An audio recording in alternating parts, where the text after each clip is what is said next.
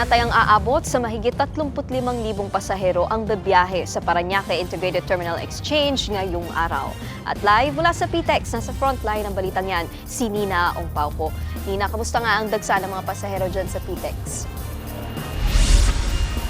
Nikki, magandang umaga. 4 na araw na nga lang ay araw na naundas at kapansin-pansin sa ngayon dito sa PITX ay dumadating na ang mga biyahero dito sa Parañaque Integrated Terminal Exchange. Kaninang alas 8 ng umaga ay umabot na nga sa 35,327 ang mga bilang ng mga pasahero dito. Libo-libong Pilipino ang naghahanda ng umuwi sa kani-kanilang mga probinsya para alalahanin ang mga yumaong mahal nila sa buhay. Inaasahang daragsa ang mga magsisiuwian sa probinsya pagsapit ng Huwebes at Biyernes.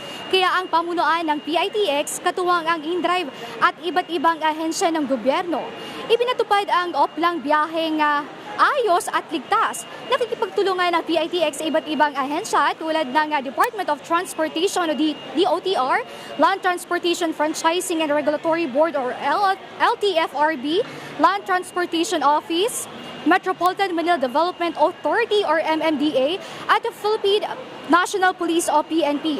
Ito ay para matiyak na ligtas at maayos at maginhawa ang biyahe ngayong undas.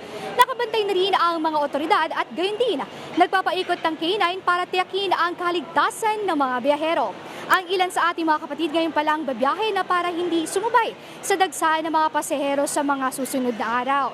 Si Emily Clemore, isang OFW galing Singapore, pauwi ng Aurora, Isabela para lang mabisita ang puntod ng kanyang ina na yumao 2 taon na ang nakakalipas.